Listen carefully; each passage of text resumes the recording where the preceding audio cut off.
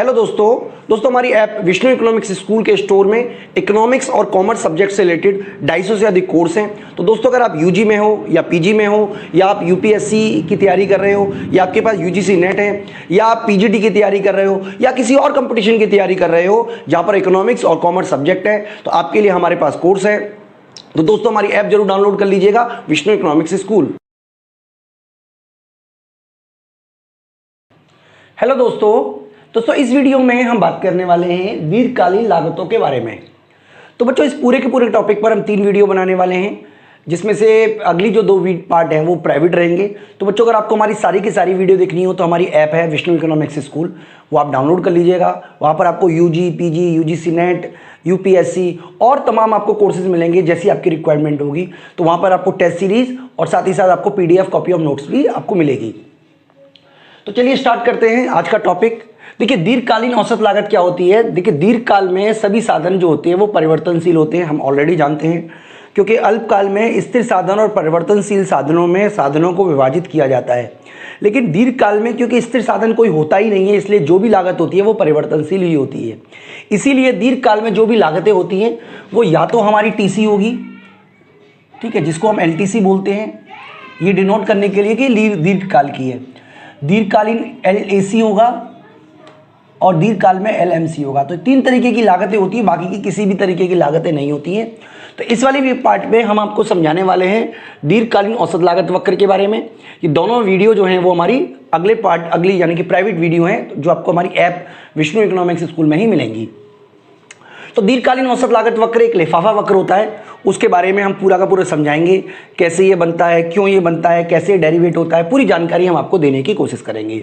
तो सबसे पहले आप ये समझ लीजिए कि दीर्घकालीन औसत लागत वक्र वह वक्र है जो दीर्घकाल में उत्पादन के प्रत्येक स्तर पर न्यूनतम प्रति लागत को व्यक्त करता है। यानी कि ये क्या व्यक्त करता है? ये व्यक्त करता है उत्पादन के प्रत्येक स्तर पर न्यूनतम प्रति लागत को, यानी कि मिनिमम कॉस्ट को व्यक्त करता है। अब औसत लागत वक्र भी यू आकार का होता है और इसका कारण पैमाने का प्रतिफल है। तो बच्चों ये 2 पॉइंट हैं जो हम आपको डिफाइन करके दिखाएंगे पूरी तरीके से, यानी कि वीडियो के लास्ट में जाकर हम इन्हीं 2 पॉइंटों पे वापस आएंगे, क्योंकि यही 2 पॉइंट हैं जो इस पूरे के पूरे वीडियो का या पूरे के पूरे टॉपिक का कंक्लूजन है।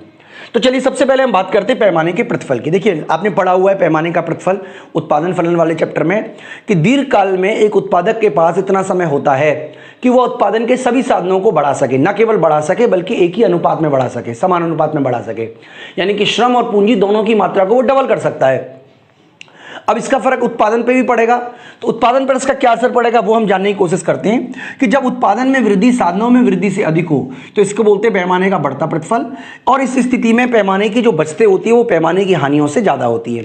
यानी कि पैमाने का बढ़ता प्रतिफल तब लागू होता है जब साधनों में 100% वृद्धि की जाए और उत्पादन में 100% से ज्यादा वृद्धि की जाए। और ऐसा कब होता है? जब बड़े पैमाने पर उत्पादन करने के लाभ ज्यादा होते हैं और बड़े पैमाने पर उत्पादन करने के हानि कम होते हैं। तो बच्चों जब तक आपको लाभ मिलेगा, देखिए आपका एसएसी इस तरीके का बनता रहेगा। एसएसी, ये मान लीजिए उत्पादन का प्लांट है, दूसरा एसएसी से नीचे आएगा, क्योंकि आपको जब बड़े पैमाने पर उत्पादन कर रहे हो, मान लो आप यहाँ पे 100 शर्ट बना रहे हो, यहाँ पे 200 शर्ट बना रहे हो, तो जैसे जैसे आप शर्टों की मात्रा को बढ़ाओगे, मैं यहाँ पे ए पॉइंट बोल देता हूँ, ये बी बोल देता हूँ, ये सी हो गया, तो आपकी जो कॉस्ट है उसमें कमी आती चली जाएगी। यानी कि ये बता रहा है आपका, ये वाला डायग्राम बताने की कोशिश कर रहा है कि अगर आप 100 शर्ट बनाओगे तो आपकी कॉस्ट आएगी ए 100, बी बनाओगे तो बी, यानी कि अगर इसको क्यू बोल दें या कुछ भी बोल दें, आप इसको क्यू बोल देते हैं, एल बोल देते हैं, ठीक है, L1 या LMN, उससे कोई फर्क नहीं पड़ता। लेकिन मेन बात यह है कि जैसे जैसे आप उत्पादन को बढ़ा रहे हो आपकी लागतों में कमी आएगी, क्योंकि पैमाने का बढ़ता प्रतिफल लागू हो रहा है। यानी कि साधनों की मात्रा में डबल करने पर उत्पादन क्योंकि डबल से ज्यादा हो रहा है, इसलिए लागतें जो हैं वो गिरेंगी। पैमाने का समान प्रतिफल तब कहलाएगा जब उत्पादन में वृद्धि करने से साधनों में वृद्धि समान होती है। यानी कि पैमाने के प्रतिफल की, यानी कि पैमाने के समान प्रतिफल में पैमाने की बचतें और पैमाने की हानियां समान समान होती हैं। तो इस स्थिति में जब पैमाने का समान प्रतिफल लागू होगा तो आपकी जो कॉस्ट है वो भी बिल्कुल बराबर बराबर ही रहेगी। यानी कि किसी भी तरीके से ना तो वृद्धि होगी ना कमी होगी। इसको बोलेंगे SAC1, SAC2, SAC3, ठीक है बच्चों। तो उच्च पैमाने के गिरते प्रतिफल की स्थिति की अगर हम बात करें तो इस स्थिति में जब उत्पादन साधनों में वृद्धि की जाती है तो उत्पादन में कम वृद्धि होती है। इसकी वजह से जो हमारा एसएसी होगा वो ऊपर की तरफ चलता चला जाएगा। यानी कि ये बता रहा है कि जो लागतें हैं वो हमारी हर उत्पादन स्तर पर, चाहे ये 1 हो, चाहे ये 2 हो, चाहे 3 हो, चाहे 4 हो, यानी कि ये प्लांट के अलग अलग साइज हैं जिस पर आपका अलग अलग उत्पादन होगा, लेकिन आपकी लागतें जो हैं वो बढ़ती चली जाएंगी। तो यहाँ पर बच्चों हमें ये समझाने की कोशिश की गई है अभी तक कि अगर पैमाने का बढ़ता प्रतिफल लागू हो रहा है तो उत्पाद जो औसत लागत है शॉर्ट अल्पकालीन वो लगातार गिरेगी, पैमाने के समान प्रतिफल में औसत लागत समान रहेगी और पैमाने के गिरते प्रतिफल में जो औसत लागत है वो बढ़ती चली जाएगी। तो ये 3 वजह हैं जिसकी वजह से अल्पकाल में औसत लागत गिरती है, अल्पकाल में औसत लागत समान भी रह सकती है, अल्पकाल में औसत लागत बढ़ भी सकती है। तो यहाँ पर बच्चों हमें समझना पड़ेगा कि दीर्घकाल में स्थिति किस तरीके से आती है, क्योंकि देखिए यहाँ पे अलग अलग साइज हैं प्लांट के। तो हम ये बता रहे हैं कि दीर्घकाल में फर्म के पास अनेक प्लांट होते हैं, प्रत्येक प्लांट का अलग अलग एसएसी होता है। देखिए मैं आपको समझा देता हूँ। मान लीजिए 3 साइज के प्लांट हैं, एक लघु प्लांट है, मैं आपको एग्जाम्पल से समझा देता हूँ। मान लीजिए ये हमारा है एक एसएसी, चलिए हम 2 ही प्लांट मान रहे हैं, आपको कंफ्यूज नहीं करते ज़्यादा, ठीक है। एक स्मॉल प्लांट है और मान लीजिए एक हमारा है जो लार्ज प्लांट है, इसको हम बोल देते हैं एसएसी 1, यानी कि ये स्मॉल प्लांट है, लघु में लिख देता हूँ, छोटा प्लांट है। और ये वाला जो है एसएसी 2, ये बड़ा प्लांट है। अब आप मुझे बताइए कि दोनों में से कौन सा प्लांट अच्छा है।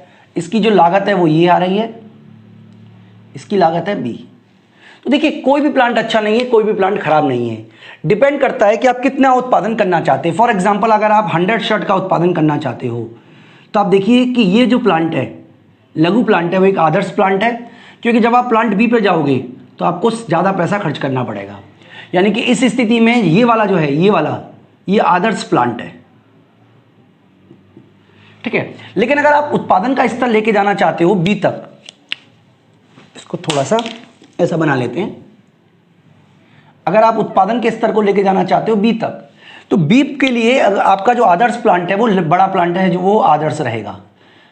क्योंकि अगर आप छोटे प्लांट पर उत्पादन करना चाहते हो, ठीक है, मैं बच्चों को एक और एग्जांपल से समझाता हूं। मान लीजिए आपके पास, मान लीजिए मेरे पास 2 रूम में बैठ के पढ़ाने के लिए, एक रूम में 20 बच्चे बैठ सकते हैं और एक रूम में बैठ सकते हैं 70 बच्चे, ठीक है। क्योंकि हमारे पास 2 रूम है, मान लीजिए एक में 20 बच्चे बैठ सकते हैं, एक में 50 बच्चे बैठ सकते, 70 बच्चे बैठ सकते हैं। अगर मेरे को केवल 10 बच्चों को पढ़ाना हो तो कौन सा प्लांट अच्छा है? तो डेफिनेटली ये वाला प्लांट अच्छा है।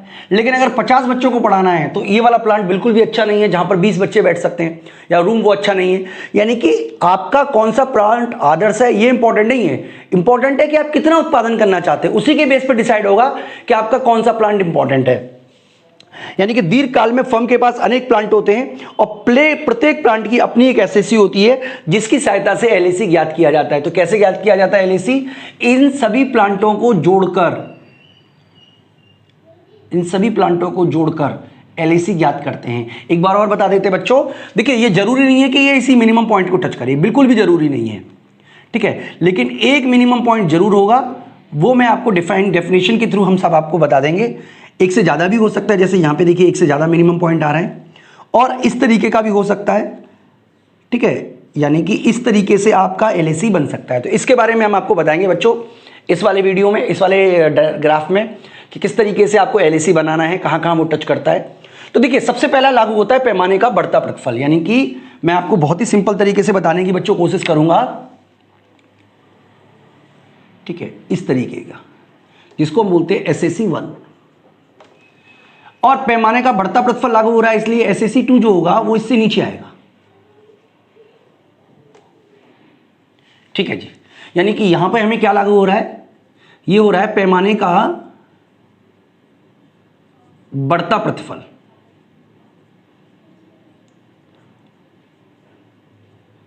ठीक है जी। अगर आप पैमाने के समान प्रतिफल को मानते हो, क्योंकि कई बुक्स में माना नहीं है, आप अगर मानना चाहो तो बिल्कुल इसके बराबर आप एक और कॉस्ट कर्व बना सकते हो, बिल्कुल इसके बराबर, ये है हमारा एसएसी, थोड़ा छोटा बना लेते हैं क्योंकि ग्राफ बाहर ना चला जाए। तो ये हमारा है एसएसी 3। ठीक है, कई बुक्स में समान प्रतिफल को नहीं दिखाते, लेकिन मैंने दिखाया हुआ है क्योंकि कंसेप्ट तो आपको समझाना ही है। तो यहां से लेके यहां तक है समान प्रतिफल। मैं लिख नहीं रहा हूं पैमाने का, लेकिन आप समझ जाना कि पैमाने का समान प्रतिफल है। ठीक है जी। और अगर आपका मिनिमम, इसके बाद आपकी कॉस्ट बढ़ना शुरू कर देती है, तो ये हमारा है एसएसी 4। यानी कि यहां पे हमारा मिनिमम पॉइंट है जिसको हम नाम दे देते हैं ए, ये मिनिमम पॉइंट है बी, ये मिनिमम पॉइंट है सी, और ये मिनिमम पॉइंट है डी। ठीक है जी। लेकिन ये जरूरी नहीं है कि दीर्घकालीन, देखिए सबसे पहले आप समझ लीजिए कि दीर्घकालीन औसत लागत वक्र सभी एसएसीओ को ढककर मिलाकर बनाया जाता है, लेकिन ये जरूरी नहीं है कि वो सभी मिनिमम पॉइंट को टच करे। हाँ, ये जरूरी है कि वो सभी एसएसी को टच करे, लेकिन सभी मिनिमम पॉइंट को टच करे ये जरूरी नहीं है। मेरा मतलब ये है कि वो एसएसी 1, एसएसी 2, एसएसी 3, एसएसी 4 को तो टच करेगा, लेकिन ये जरूरी नहीं है कि वो ए बी सी डी को भी टच करे। तो किस तरीके से बनता है बच्चों, हम इसको बनाएंगे इस तरीके से। यहां पे देखिए, इसने ये पैमाने का समान प्रतिफल हो गया, और ये हमारा बन गया एलएसी।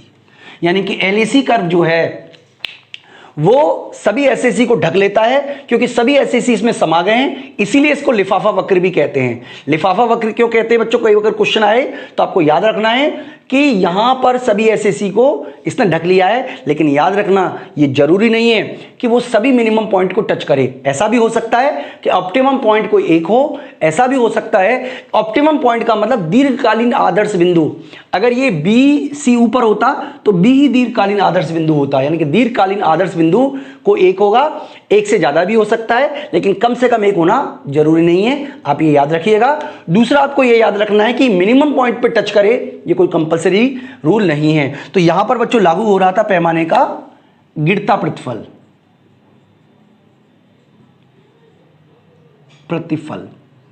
तो आपको समझ में आ गया होगा कि ये इस तरीके का क्यों होता है, यानी कि आपको ये इस तरीके का मिलेगा जो ज्यादा फ्लैटर होगा। यू शेप का ही है लेकिन ज्यादा फ्लैटर है। ठीक है, इसके आधार पर दीर्घकालीन फर्म योजनाएं बनाती हैं, इसलिए इसको हम प्लानिंग कर्व कहते हैं। बच्चों ज्यादा फ्लैटर का क्या मतलब है, अगर मैं डायग्राम में एक बार और समझाऊं तो देखिए इस तरीके का एलएसी होता है और एसएसी जो है वो इस तरीके का होता है। तो आप याद रखिएगा कि तुलनात्मक रूप से जो एसएसी है, मैं एक बार और बना देता हूं आप बच्चों के लिए, जो एसएसी है वो कम चपटा होता है, ये टच करेगा। ठीक है, तो ये आपको याद रखना है। इसके अलावा एलएसी क्षैतिजाकार भी हो सकता है, जैसा कि हमने देखो यहां पे समझाया हुआ है क्षैतिजाकार एलएसी। इसका मतलब एलएसी जो है वो इस तरीके का भी हो सकता है, ऐसा, यानी कि इस तरीके का मतलब क्या है कि इस स्थिति में आपको अनंत प्लांट मिलेंगे जो सभी के सभी आदर्श संयोग को दर्शा रहे हैं। यानी कि इस स्थिति में ए बी सी और डी सभी के सभी जो हैं 1 2 3 4 सभी के सभी आदर्श बिंदु हैं। यानी कि ये आदर्श बिंदु एक से अधिक भी हो सकते हैं, लेकिन कम से कम एक बिंदु आदर्श होगा, ये जरूरी है। तो बच्चों कंक्लूजन की हम बात करें, दोबारा से हम समझ लेते हैं कि दीर्घकालीन औसत लागत वक्र वह वक्र है जो दीर्घकाल में उत्पादन के प्रत्येक स्तर पर न्यूनतम प्रति इकाई लागत को दर्शाता है। यानी कि उत्पादन का जो भी स्तर हो, देखिए अगर आप इतना उत्पादन करोगे तो यहां पे न्यूनतम लागत है, इतना उत्पादन करोगे तो ये न्यूनतम लागत है, इतना उत्पादन करोगे तो ये न्यूनतम लागत है, और अगर इतना उत्पादन करोगे तो ये न्यूनतम लागत है। तो प्रत्येक स्तर पर आपकी जो न्यूनतम लागत है उसी को व्यक्त कर रहा है उत्पादन के प्रत्येक स्तर पर। और दीर्घकालीन औसत लागत वक्र यू आकार का होता है, जैसा कि हमने आपको बताया, और इसका कारण पैमाने का प्रतिफल है। तो बच्चों मैं उम्मीद करता हूं कि आपको अच्छी तरीके से संक्षेप समझ में आ गया होगा कि हम किस तरीके से दीर्घकालीन औसत लागत वक्र ज्ञात करते हैं। अगली वाली वीडियो से हम शुरू करेंगे बाकी के दोनों लागत वक्र। इस वीडियो में इतना ही। Thank you.